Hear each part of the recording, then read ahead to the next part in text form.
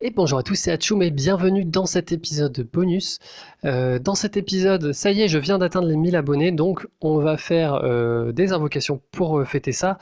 Quasiment autant d'invocations que le nombre que j'ai d'abonnés, moyennant bien évidemment un multiplicateur inférieur à 1, on va dire.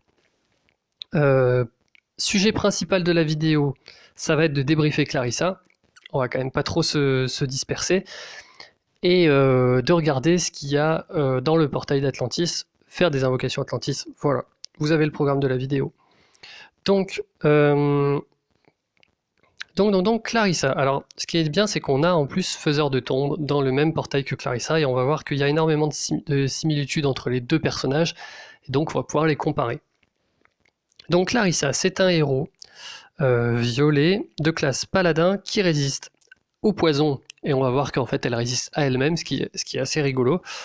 C'est un héros très rapide qui fait 135% de dégâts à la cible aux ennemis proches, donc ça veut dire qu'il y a des dégâts à l'impact, et ensuite elle applique un dot qui s'applique sur 2 tours de 224 dégâts.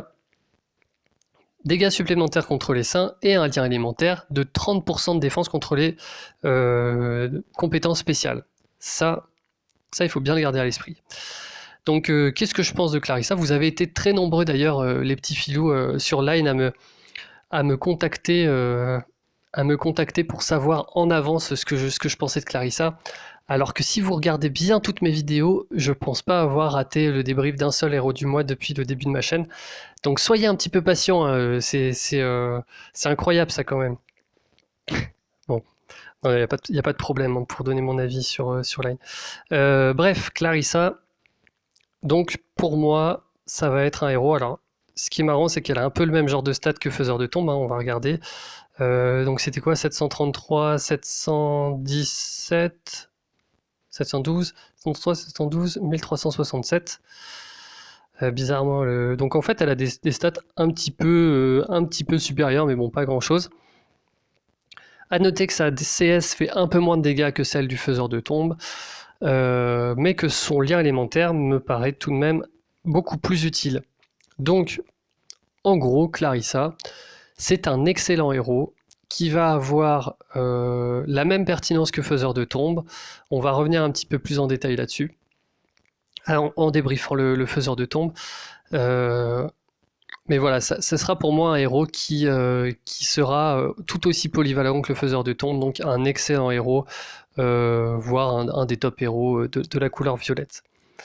Seul petit bémol de Clarissa, c'est que elle a des emblèmes paladins, donc elle rentre directement en concurrence avec Telluria.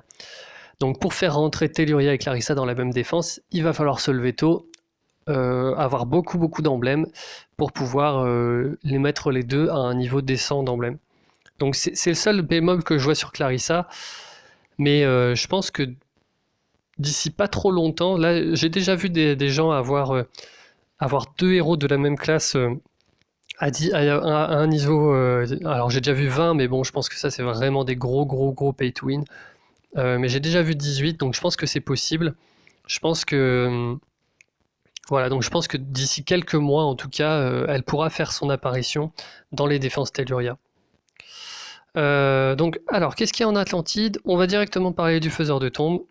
Pourquoi est-ce que j'ai envie de parler du Faiseur de Tombes? Parce que ça me permet de prolonger ce que j'ai à dire sur Clarissa, en fait. Le Faiseur de Tombes, c'est un héros, alors je crois qu'il a à peu près 1 an et demi d'existence.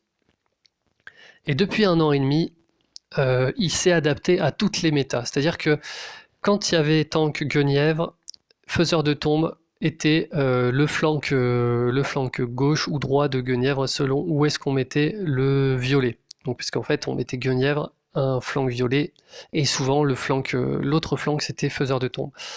Lorsqu'il y a eu Ursena, on avait Ursena, un jaune à côté, Faiseur de Tombe. Et ça arrive même de le voir, le Faiseur de Tombe, en tank, quand on est en tank rouge. Ça arrive, on arrive aussi, il arrive aussi de le voir à l'arrière quand les défenses se prêtent plus à avoir un rouge à l'arrière. Bref, c'est un héros qui est tellement polyvalent qu'il en devient en fait clairement le héros. S'il y avait un héros rouge que quelqu'un, que moi j'ai envie par exemple d'avoir dans mon deck, c'est Faiseur de Tombe. C'est vraiment le héros rouge qui va s'adapter à tout, qui va être utile à peu près dans tous les périmètres du jeu, sauf peut-être contre les titans, mais il est bon dans tous les tournois, il est bon dans... Enfin bref.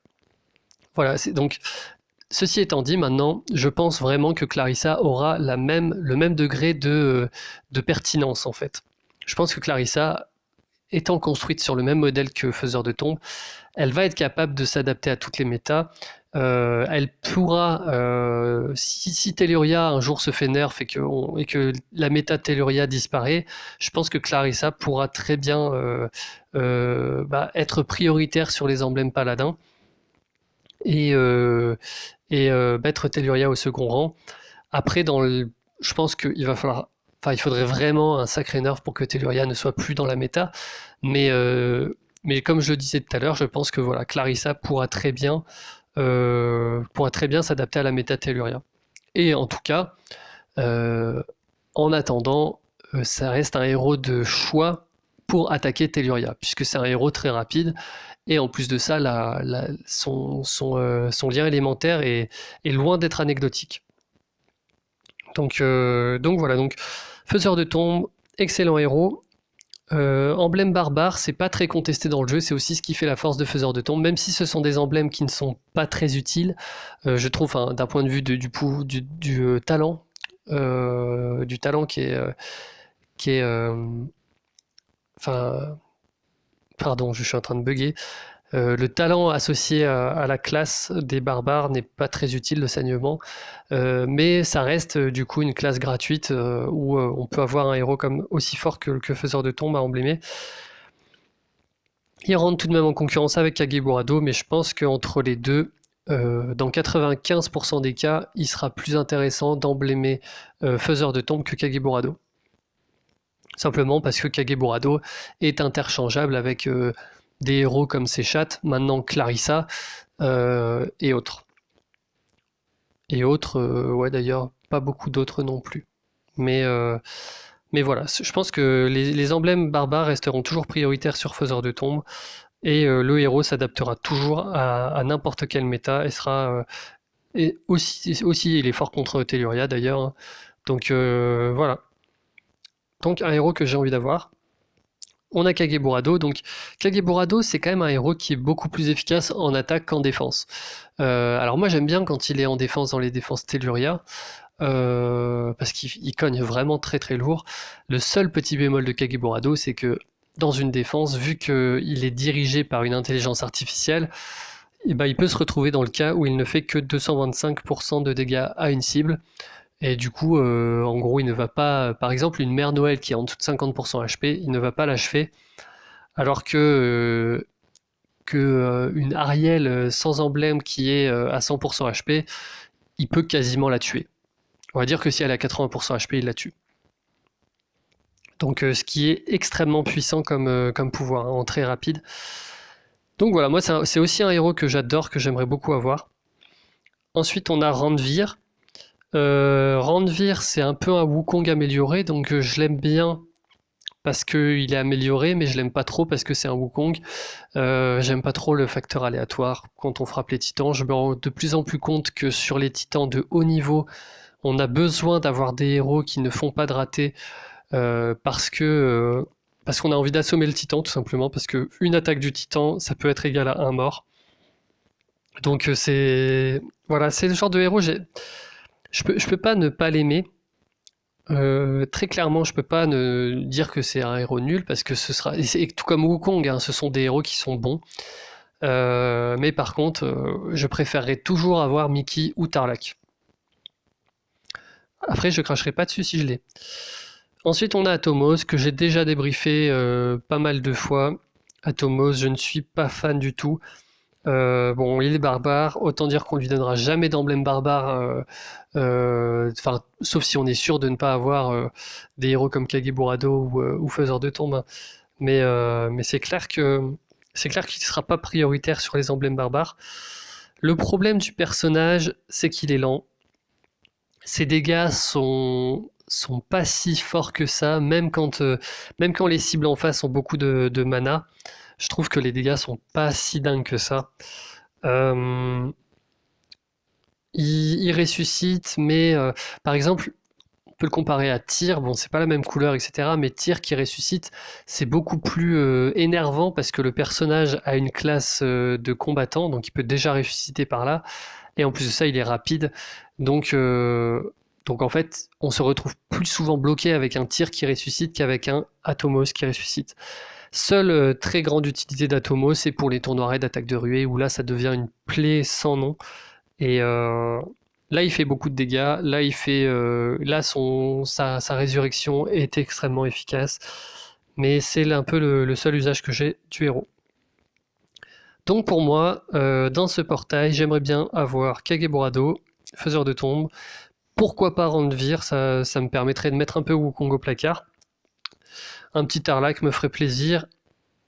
Et Missandra, j'aimerais beaucoup avoir ce personnage aussi. Après, je cracherai pas non plus contre même un deuxième Poséidon. C'est pas le mieux, mais pourquoi pas. C'est fort Poséidon contre Telluria, donc dans la méta actuelle,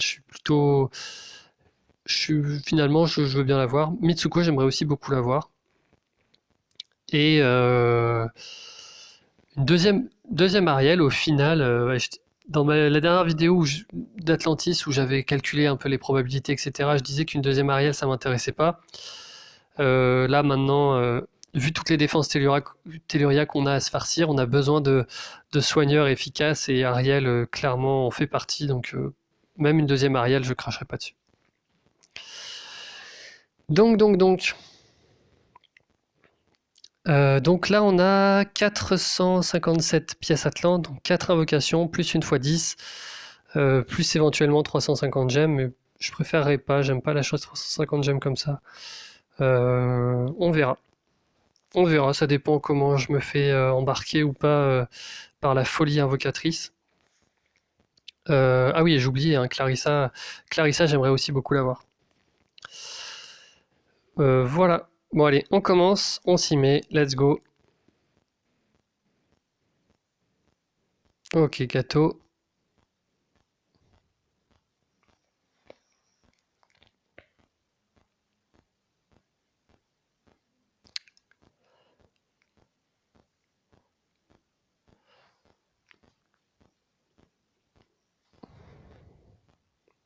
Deuxième gâteau.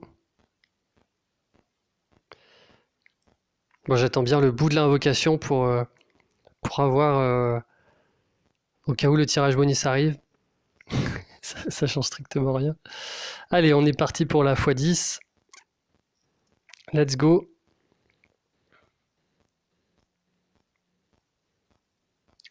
Sabina. Ok. Je crois que des Namak, j'en ai assez. Oh tiens, c'est devenu tout flou là. Ok. C'est pas très bien parti tout ça, on va dire, hein. Rigard, tiens, je vais garder un deuxième Rigard.